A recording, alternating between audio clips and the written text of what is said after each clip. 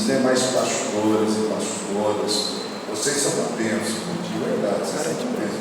Vocês moram no nosso coração e já não pagam aluguel, tá bom? Você não tem a mesma vida, né? Eu sei que a moradia não é da melhor, mas você não paga aluguel, irmão. Pagar aluguel não é fácil, não, né? Então, só de não pagar aluguel, pelo menos uma vez, tá bom? Não pagar aluguel tá valendo, né? Brincadeira, é bom estar com os irmãos. Louvo a Deus pela vida da minha esposa, dos meus filhos. Hoje está faltando parte da equipe, a irmã Ana, a menorzinha está com a avó. Ela lançou um desafio, que queria ficar o final de semana com a avó. Nunca dormiu fora.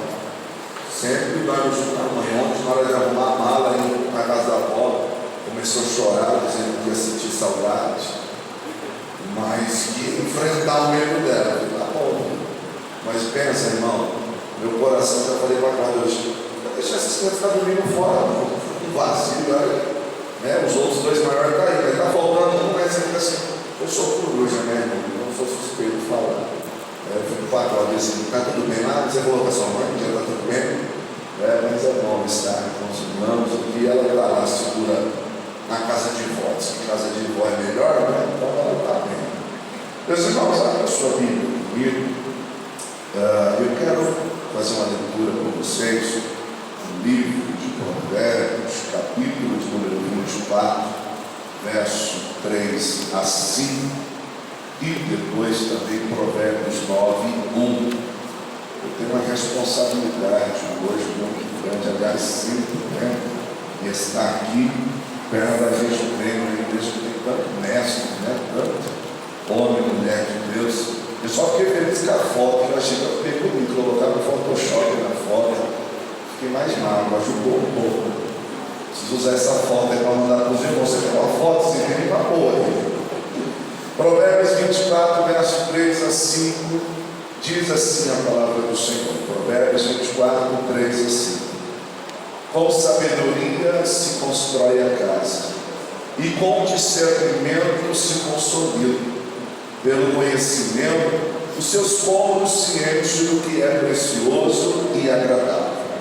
O homem sábio é poderoso, e quem tem conhecimento aumenta a sua força. Provérbios 9, verso 1. Provérbios 9, verso 1. A sabedoria construiu a sua casa e ergueu suas 7 colunas. A sabedoria construiu a sua casa e ergueu as suas 7 colunas. Amém, meus irmãos? Coloque sua cabeça, oremos mais uma vez. Soberano Deus, eterno e poderoso, mais uma vez eu quero lhe pedir, Pai, o anjo desta casa, Senhor, com muito carinho já me colocado em tuas mãos. Mas mais uma vez eu lhe peço, Pai, e não somente por mim, peço agora, Pai, por cada um de nós, Pai, que os nossos corações possam estar abertos, Pai, paralisa toda inquietação e que o teu nome seja glorificado para todos sempre. Amém e amém. Quero que o Senhor nos dá uma responsabilidade, e eu achei interessante, né, ministrando com ministros. Quando eu orava a Deus, pedindo uma direção para esta noite, o Senhor me levou a esse texto e eu queria pensar convosco, regido pelo tema, sabedoria para edificar. Sabedoria para edificar. Vou pedir para você repetir, eu sempre faço isso, é pedagógico, só para você gravar a mensagem, quando você sair daqui, alguém diz assim, você sabe que foi pregado? Você diz, eu sei. Sabedoria para edificar, tá bom? Vamos lá, 3, 1, 2, 3. Sabedoria para edificar. Glória a Deus, guarda isso no seu coração. Queridos, se existe algo que nenhum de nós pode negar, é que nós somos seres humanos em construção. O que implica dizer que todos nós, ao longo da vida, ao longo do processo da vida, estamos em desenvolvimento e estamos construindo algo. A grande questão é como é que você tem construído isso? Como é que você tem edificado em áreas da sua vida? Eu costumo dizer que, diferente do que talvez muitos pensava, ou até mesmo pensa, nós não temos, por exemplo, eu estou bem na vida secular, mas não estou bem na vida ministerial. Eu estou bem na vida conjugal, mas não estou bem na vida financeira. Eu queria dizer que você não tem tanta vida assim. É uma vida só. E implica dizer, eu não vou entrar no mérito histórico, mas eu estava falando com a minha esposa, que infelizmente, com o mundo globalizado e o mundo secularizado e privatizado, a gente começou a ter a ideia assim, eu escolho aquilo que melhor vai ser para mim, o que eu acho. Aí alguém diz assim, a minha vida na igreja é uma, minha vida lá fora é outra, ninguém tem nada a ver com isso. Só que não existe muitas vidas, é uma vida só. Óbvio que existem áreas dessa vida que nós precisamos trabalhar. Então, queridos, todos nós estamos construindo. Então não cabe alguns conceitos do tipo assim, sorte, né? Na vida profissional e azar no amor, sorte no ministério, azar na vida conjugal. Qualquer área da nossa vida que não se encontra bem vai afetar. Por quê? Porque você é essência. E é bem verdade que, por mais que você esteja desenvolvendo bem o seu ministério, mas quando alguma coisa dentro de casa não está legal, reflete. Por mais que você esteja bem em áreas da sua vida, se uma área não anda muito bem, isso reflete sobre você. E aí, o texto que nós lemos vai nos dizer que com sabedoria se constrói uma casa, e com discernimento ela se consolida, e pelo conhecimento os seus povos se enchem daquilo que é mais precioso. Olha que interessante. Aí eu fico pensando naquilo que Paulo escreve em 1 Coríntios 3, verso 10 e 11, que ele diz assim: conforme a graça que me foi dada, eu, como sábio construtor, lancei o alicerce, e o outro está construindo sobre ele. Contudo, veja cada um como que constrói, porque ninguém pode colocar outro alicerce além do que já foi posto, que é Jesus Cristo. Então, irmão, você quer construir qualquer coisa, você tem um alicerce. É óbvio que eu não quero ser hipócrita e dizer que todos nós, olha, eu sou 100% em todas as áreas. Não, tem área que a gente precisa trabalhar, tem área que a gente precisa desenvolver. Mas eu preciso saber, irmãos, como é que eu vou edificar sobre isso. Por quê? Porque se constrói com sabedoria. Não tem como construir nada, edificar nada, se não for com sabedoria. E por conhecimento, ela vai se estabelecer. E os seus cômodos vão se encher daquilo que é mais precioso. Aí, quando eu penso sobre casa, óbvio que eu estou pensando da nossa vida, usando também aquilo que Paulo escreve em 2 Coríntios 5, verso 2, que ele diz assim: sabemos que se for destruída a temporária habitação terrena em que vivemos, temos da parte de Deus um edifício, uma casa eterna no céu, não construída por mãos humanas. Enquanto isso, gememos desejando ser revestidos da nossa habitação celestial. Olha que interessante. Paulo está dizendo: enquanto nós estamos nessa habitação terrena, ela é temporária, mas nós temos algo preparado que é eterno. Mas a gente não precisa viver aqui como alguns irmãos radicais. Eu só queria que Jesus voltasse logo, soltasse uma bomba, destruísse tudo isso aqui. Aí eu fico pensando: você tem desejo do céu? Ou está desesperado do que você está vivendo aqui?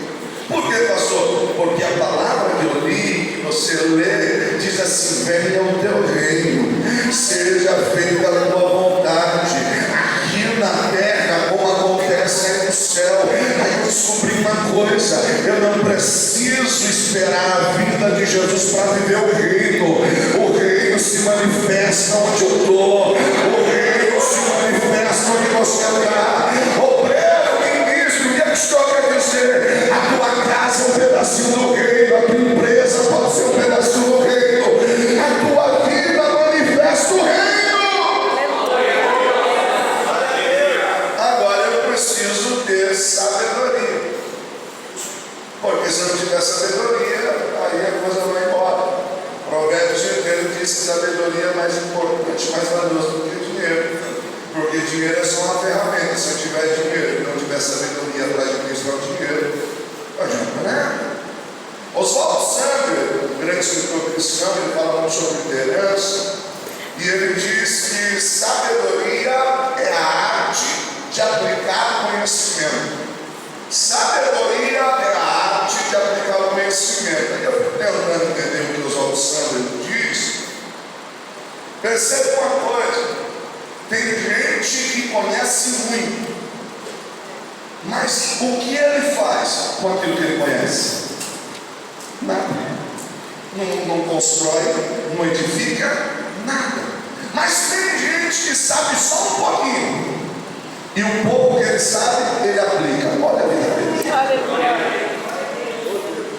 Tem gente que conhece muito, e conhecimento ele é adquirido através dos livros.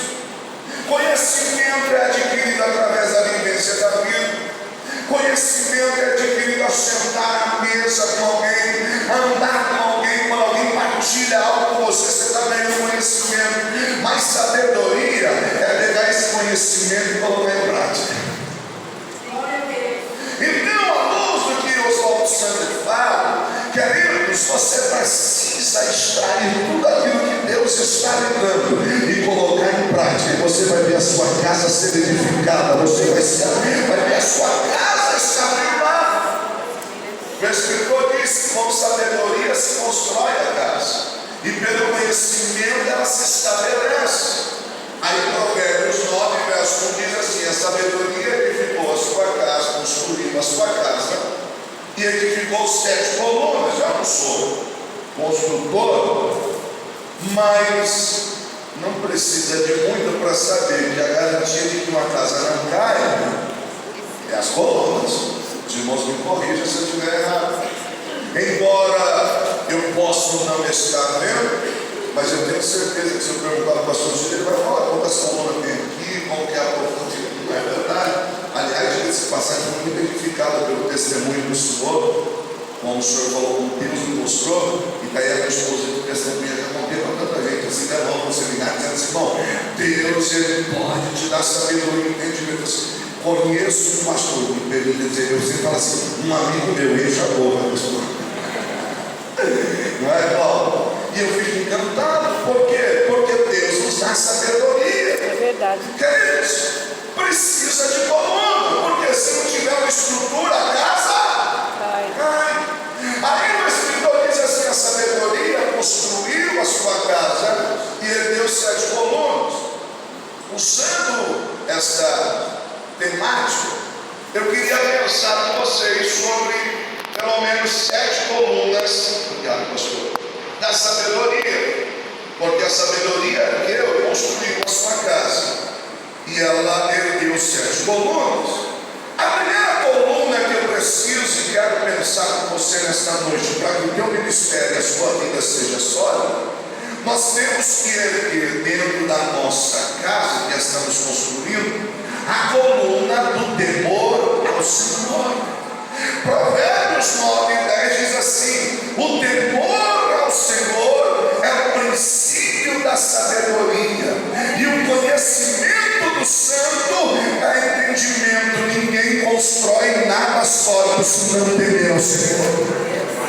Queridos, não tem como edificar alguma coisa se não for debaixo do temor do Senhor. Independente de qual área for que você pretende começar a edificar, independente de qual área for que você pretende construir, erga a coluna, temor ao Senhor. Nós não fazemos porque tememos o A, o B, o C. Nós não fazemos ou fazemos porque primeiramente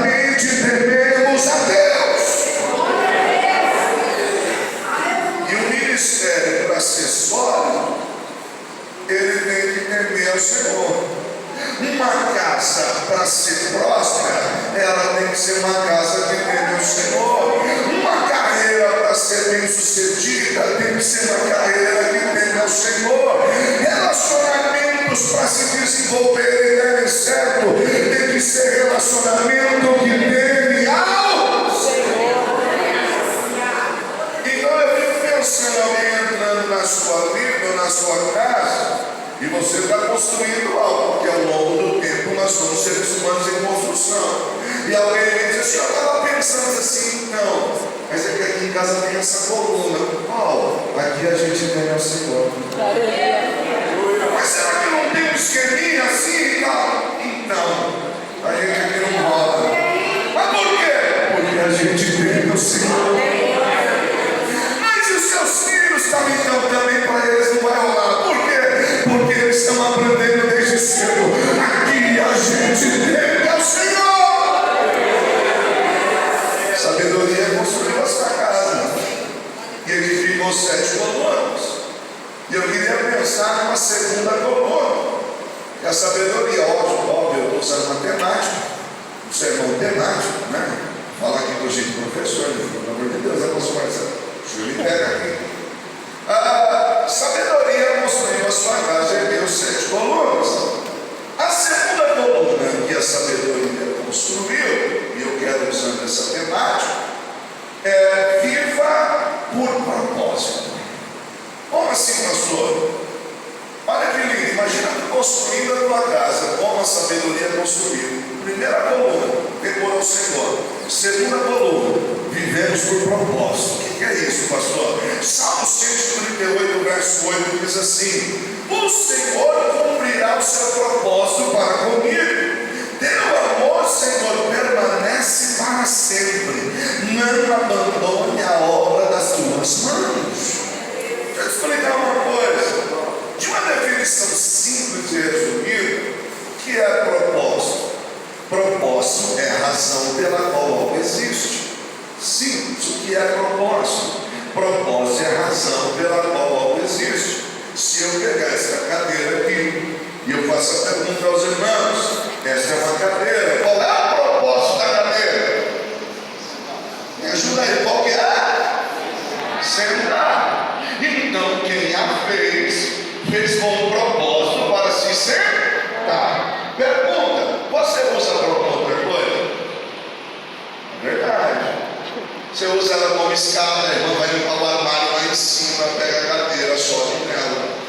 Eu uso a minha, a Cláudia não gosta muito, eu uso como cabide. Não pensa quando pode chegar no culto, eu tiro o terno e jogo nas costas da cadeira para ficar tão bom. E a Cláudia vem remorando assim, gente, usa.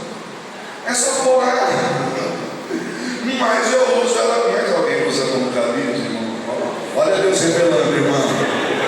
As pastoras aqui, as irmãs assim, meu Deus, fala Deus. Eu venho gritando, fala. Brincadeira. Está dentro do propósito? Não. Mas deu certo. Não está dentro do propósito, mas deu certo.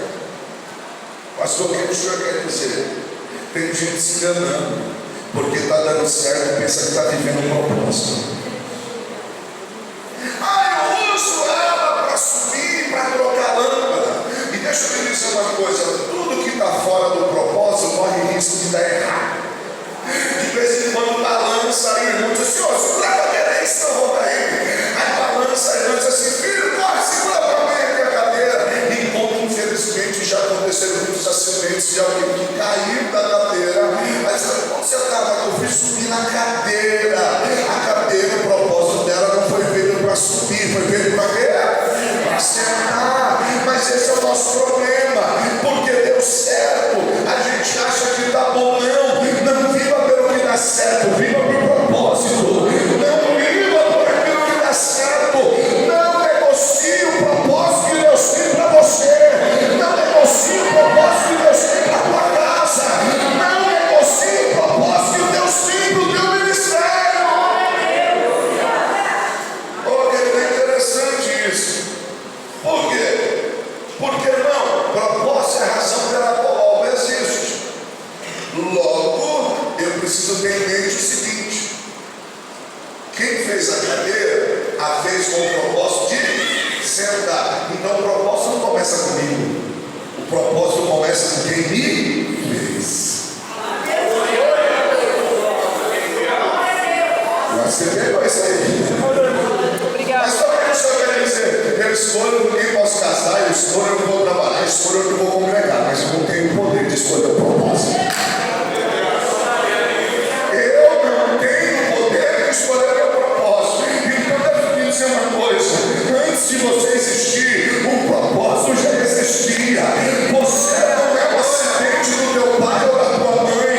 Você não é um acidente de um encontro que não deu certo. Não. Se você veio a este mundo, aquele que te permitiu nascer tem um propósito para a tua vida. Você não é um acidente. Me permita, me ajuda a pregar para alguém dizer assim: você alegra, você não é um acidente.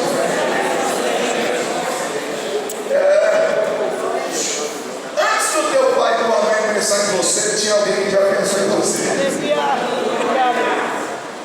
Como, pastor? Queridos, Efésios 1, verso 3 e 4. Bendito seja o Deus e Pai de nosso Senhor Jesus Cristo, que nos abençoou com todas as sortes de bênção nas regiões celestiais em Cristo Jesus, porque Deus nos escolheu nele antes da criação do mundo para sermos santos e irrepreensíveis em sua presença. O mundo nem era mundo, ele já estava pensando em você. O mundo nem era mundo, e ele já olhava para você e dizia: você vai para esta terra com propósito, vai para aquela igreja com propósito, vai servir dentro daquele ministério com propósito, vai estar lá no sábado, dia 3 de dezembro, porque faz parte do propósito. Agora a gente precisa entender uma coisa: não viva por resultado, viva por propósito. Como assim, pastor? Irmão, viver por resultado é interessante, porque viver por resultado faz a gente viver se punindo. Viver por resultado faz a gente viver se cobrando. E aí você torna-se um carrasco seu e dos outros. Você se torna um carrasco seu e dos outros. Porque algo próprio do ser humano é que a gente usa a tal da linguagem comparativa. Como assim a linguagem comparativa? Irmão, não vai ver com esse bichinho aqui na mão? A hora que você... É um problema nosso, a gente devia melhorar isso. A hora que você está relaxando, você vai ver, você vai relaxar com um trem na mão. Você senta lá, tipo, deixa eu ver como anda as coisas. Aí você começa a olhar a vida do A, a vida do B, e você começa a cobrar-se por resultado. Fulano começou onde? Olha como ele está. Ô Jesus, eu estou na luta aí. Oh, meu Deus. Não, sabe você que ele foi limpar a casa do chefe? E a casa do chefe tinha piscina. Aí ele chegou, limpou no final e tirou uma foto assim: churras, final de semana. Mas tadinho, nem comeu nada. Tadinho, nem comeu nada. Aí você olha aquilo e diz assim: não acredito. Aí você diz assim: Senhor, sou teu servo. Ó crente, sou teu servo, dizimista, ofertante. E a gente começa a cobrar resultado. Preciso fazer alguma coisa. Preciso fazer alguma coisa. Preciso fazer alguma coisa. E aí você põe esse carrasco seu e carrasco dos outros. Não, a gente está muito parado. Boa, a gente está agitado, meu amor. Pensa alguma coisa, crianças, pensa alguma coisa aí. Você começa a cobrar. Só que a questão é o seguinte: viver com propósito facilita a vida. Como assim, pastor, viver com propósito facilita a vida? Porque, irmão, quando vem as oportunidades ou as circunstâncias de tomada de decisão, sim ou não, primeira coisa eu olho assim: gente, isso não agrega ao propósito. Então eu já sei a resposta: é não. Ah, mas você tem que empreender força, esforço e recurso. Para quê? Isso não está ligado ao meu propósito. Não foi para isso que Deus me chamou. Deus me chamou para isso. Então, querido, viva por propósito, não por resultado. Não é porque deu certo que Deus está no negócio. Não é porque está dando lucro que Deus está no negócio. Deus te chamou para viver o propósito dele. E você só vai ser pleno se viver o propósito de Deus. Senão você vai viver uma eterna busca. Aí eu lembro do Ageu, né?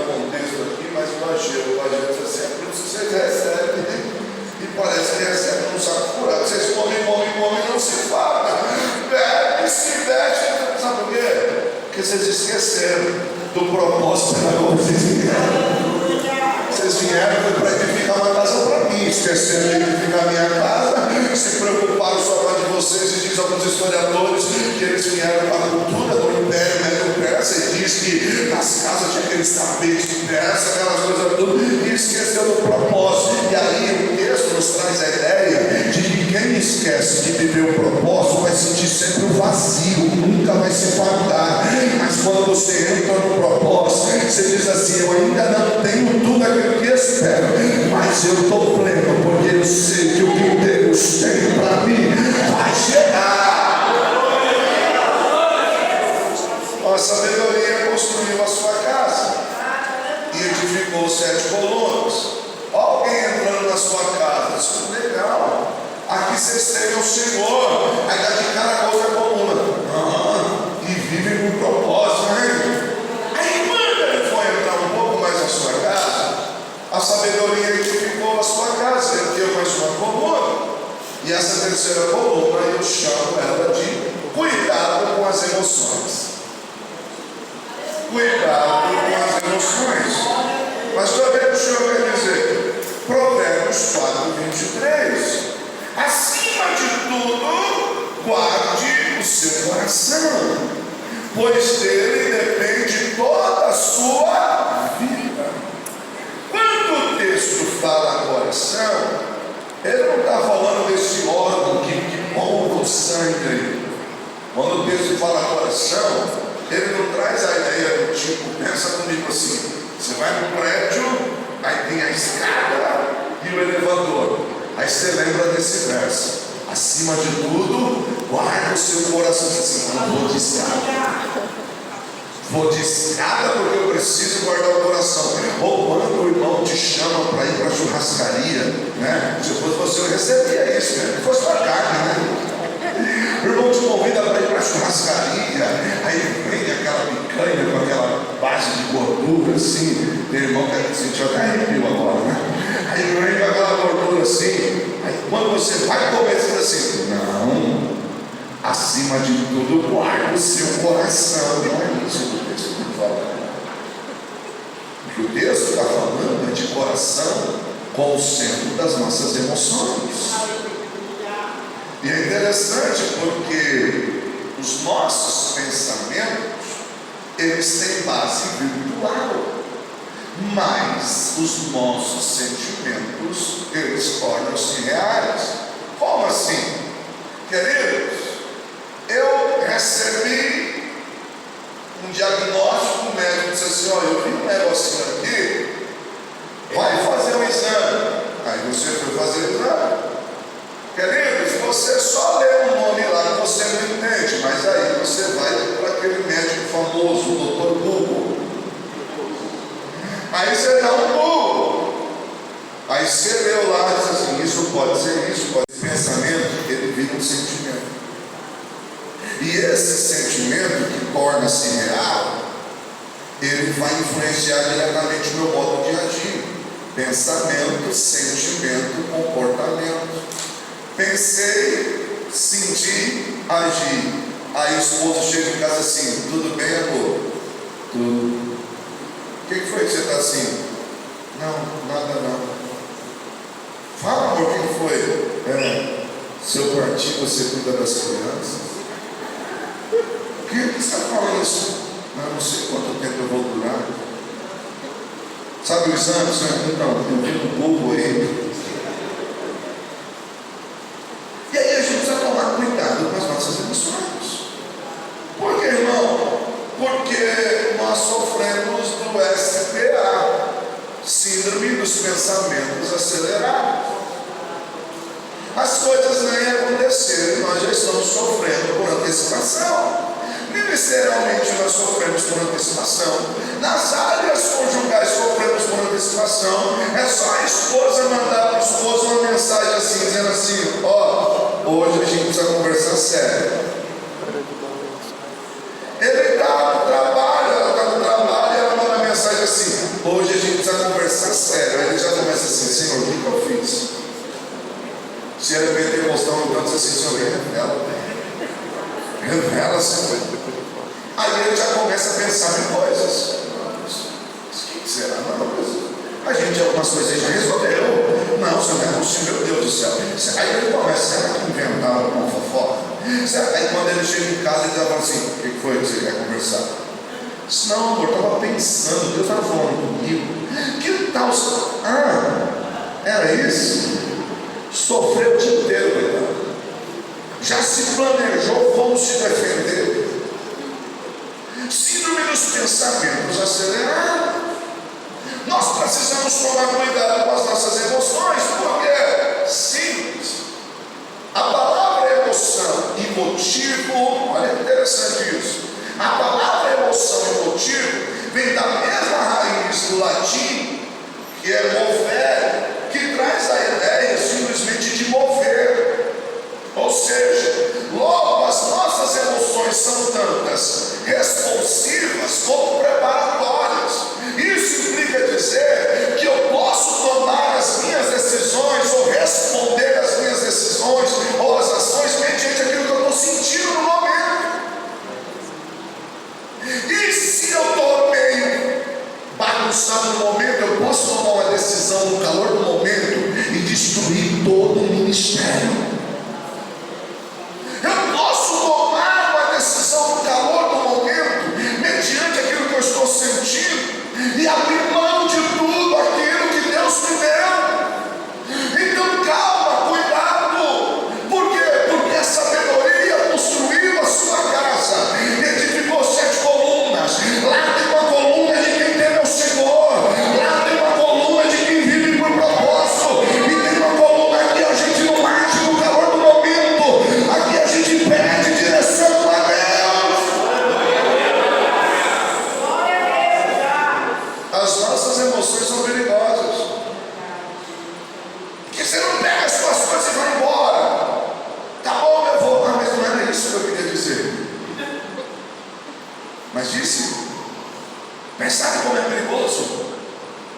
Então a gente precisa tomar cuidado com as nossas emoções.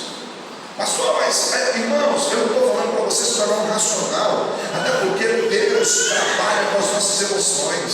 Não tem como, irmão. Deus trabalha com as nossas emoções. Mas, irmãos, se o nosso coração estiver guardado em Deus, tem hora que você começa a orar antes: Senhor, me ajuda. Senhor, guarda meu coração. Aí o Escritor diz assim: não estejais inquietos ou ansiosos por coisa alguma, antes todas as vossas petições sejam conhecidas a Deus pela oração, súplica e ações de graça, e a paz de Deus, que excede a todo entendimento, guardará os vossos corações e os vossos pensamentos em Cristo Jesus. Pastor, a gente fica bravo, ireis, mas não pegueis. Irá pode, não pode pegar. Não pode pegar. Então nós precisamos tomar cuidado, porque, irmão, ao longo da vida, a gente vai descobrindo algumas coisas. Por exemplo, talento abre portas, mas comportamento mantém as portas abertas. Tem gente que tem muito talento em várias áreas da sua vida, mas o que falta para ele é o controle emocional. Ele não tem comportamento. Então, assim, você camarada é bom, mas não dá para trabalhar com ele. Fulano é um ótimo obreiro, mas tem descontrole, não sabe ser submisso, e aí fica difícil. Aí é complicado, mas a sabedoria construiu a sua casa. Ele deu 7 colunas. Aí eu queria pensar numa 4ª coluna. Olha a 4ª coluna que a sabedoria construiu: cuidado com a língua. Olha que interessante, irmãos. Está entrando na sua casa. A 1ª coluna, demorou chegou. 2ª coluna, a gente vive por propósito. 3ª coluna, cuidado com as emoções. E tem outra do lado, cuidado com a língua. Tiago, capítulo 3, verso 2, diz assim: todos tropeçamos em muitas maneiras, de muitas maneiras. Mas se alguém não tropeça no falar, tal homem é perfeito, sendo também capaz de dominar todo o seu corpo. Aqui eu olho para a coluna do cuidado com a emoção, a gente se controla para não falar besteira. A gente se controla para não falar o que não deve. Por quê?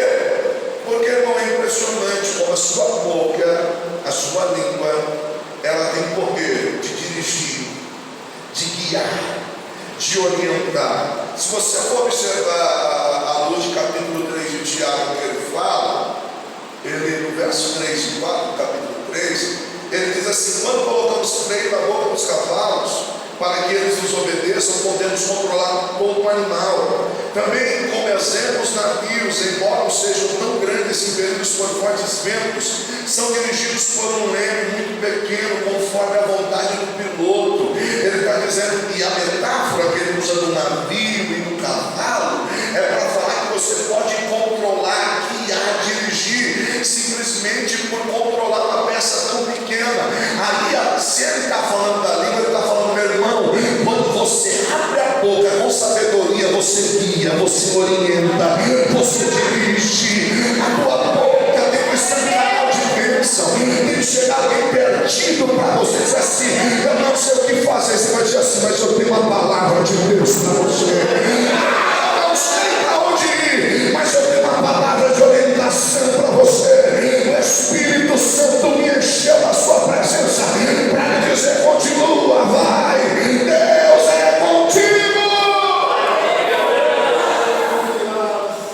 A sua boca, irmão, é um instrumento. Pastor, mas eu ajudei, não ficou comigo, não tem problema. Mas a sua parte como ministro você fez.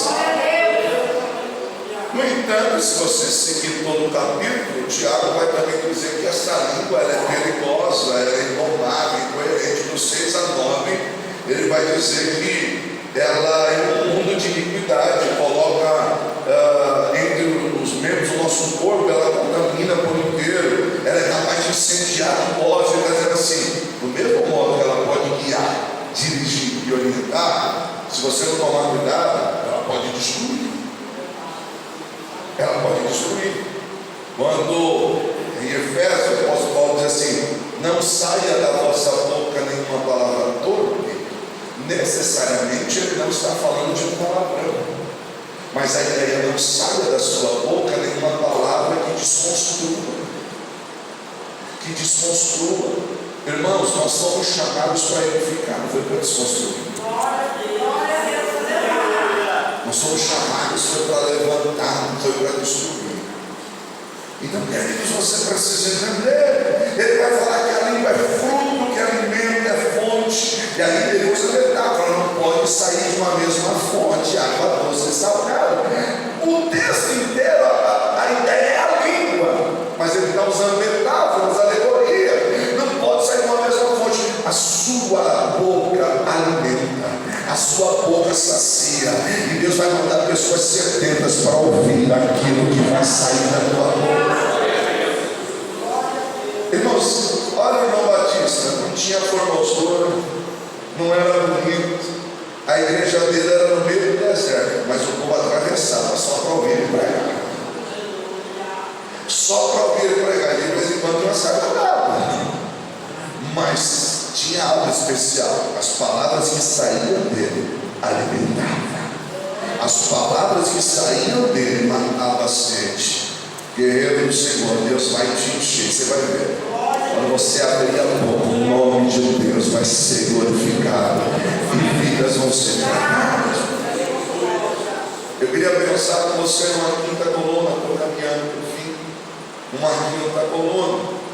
Entenda a diferença entre fortuna e riqueza. Olha que interessante. Você tem uma coluna do temor ao Senhor, você tem uma coluna de viver com propósito, você tem uma coluna cuidado com a língua, você tem uma coluna cuidado com as emoções, e uma outra coluna você sabe muito bem a diferença entre riqueza e fortuna.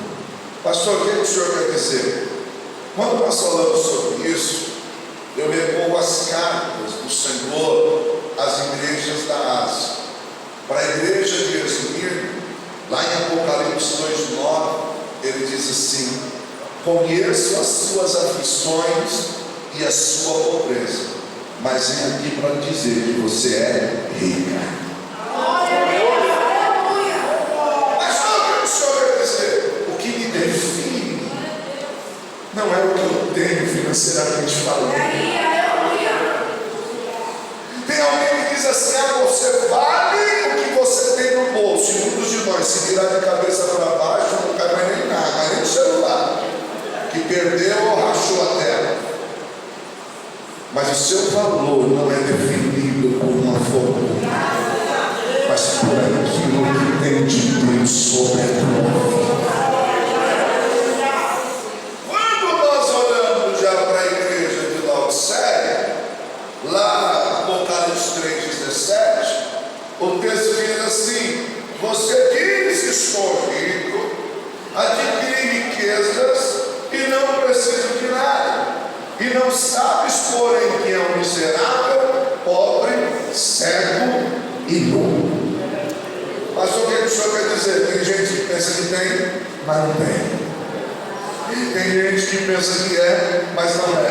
E tem gente que está ali sofrendo, dizendo: Senhor Jesus, eu sou tão pequenininho, não tem nada. O Senhor olha assim: calma, você é rico, você tem valor. Lembra do comigo? Você tem um valor.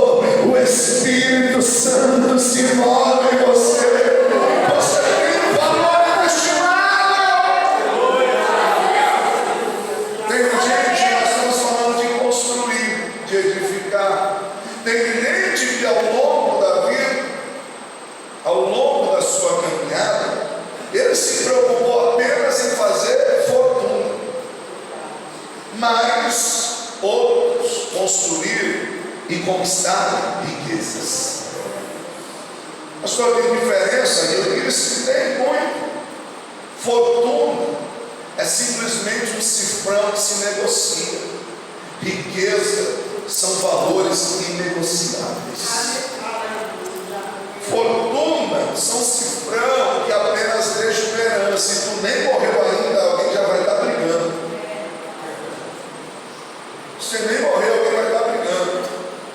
A esposa trabalhava numa corretora e um cliente muito rico foi lá, na época, conversar com o chefe dela.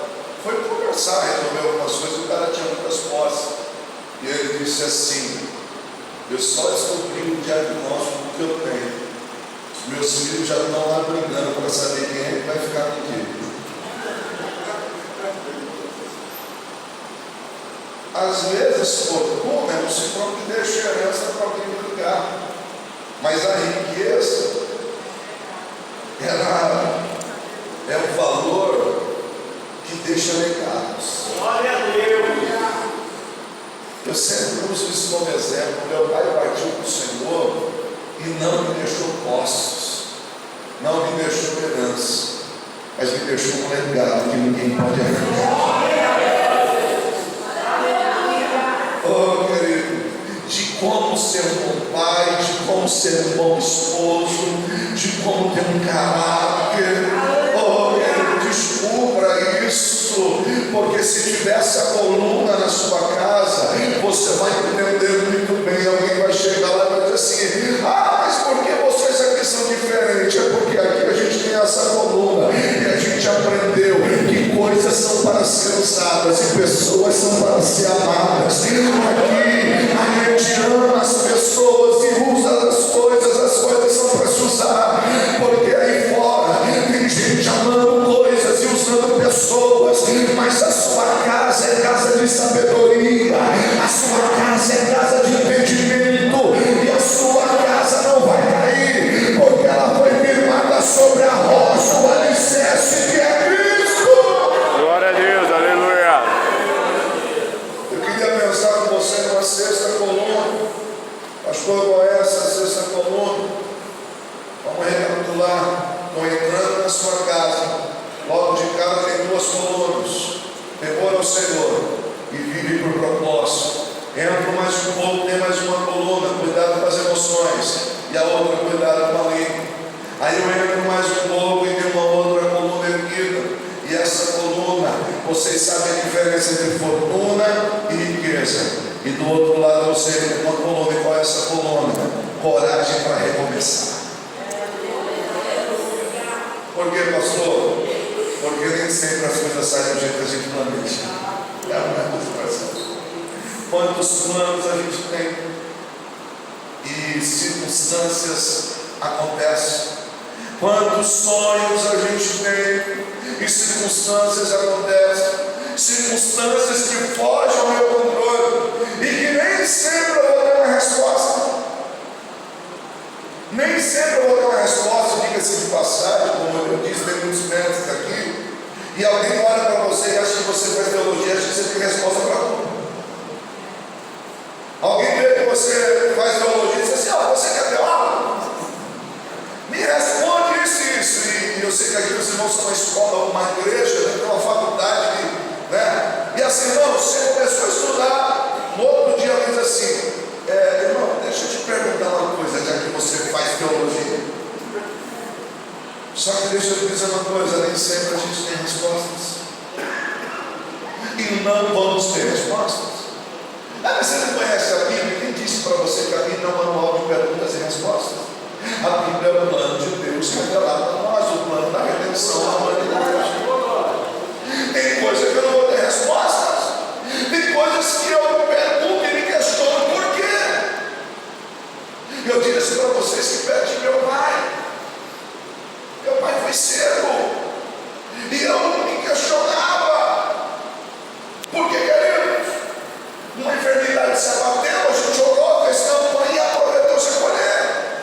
Mas aí não dá nem um mês, eu vou pregar numa igreja e tem alguém testemunhando, contando a mesma situação que meu pai estava vivendo. E a pessoa dizendo assim: e a minha mãe está curada. E aí você olha assim: mas Deus curou a mãe dela, não curou meu pai? Tem coisas que a gente questiona e não tem respostas.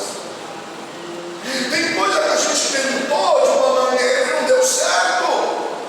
Mas quando eu olho para a sabedoria que edificou a sua casa com 7 colunas, lá na sua casa tem uma coluna do recomeçar. Aí você diz assim: não importa o que aconteceu, não importa a circunstância, eu não vou parar. Se for necessário, eu começo tudo de novo.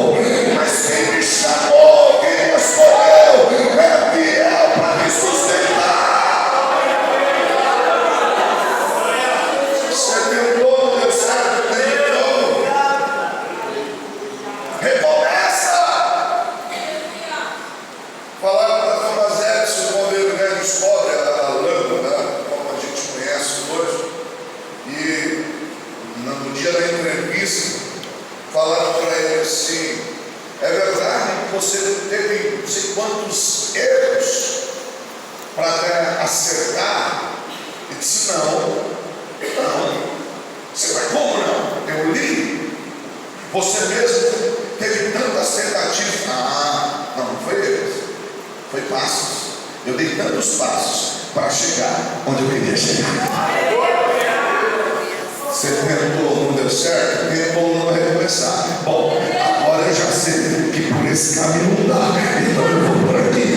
Mas aqui a gente recomeça, porque a gente tem o Senhor, porque a gente vive com propósito, porque as nossas emoções são guardadas em Deus, a nossa boca foi chamada para abençoar. A gente sabe o que é riqueza e sabe o que é fortuna. Então vamos recomeçar quantas vezes for preciso. Uma 7ª e última coluna. Ainda bem que essas 7 colunas, né, amor? Se fosse de 20 colunas, você não ia jantar. Ainda bem que é uma casa, não é um prédio. Mas olha que lindo. A sabedoria edificou sua casa, construiu a sua casa e edificou 7 colunas. E quando eu escrevi essa mensagem, na minha cabeça tinha uma casa com colunas. Eu não sei se você escreve assim, cada um tem um jeito, né? Mas eu sei que alguém diz assim: não é bom pôr coluna no meio, né? Mas na minha casa tem essa coluna, vai bem no meio, porque são 7, então 2 na frente, 2 no meio e 2 atrás. Aí eu pego e coloco uma no meio. Que coluna é essa? Ame a palavra. Salmo 119, verso 105. da câmera, muito. e luz para o meu caminho. Pastor, o que o senhor quer dizer com isso? Ela que dirige, ela que ilumina, ela que nos guia. Então, querido, viva pela palavra, ande pela palavra, namore, se relacione, trabalhe, construa pela palavra. Viva, respire, transpire essa palavra. Por quê? Porque só ela é o alicerce para todo mal.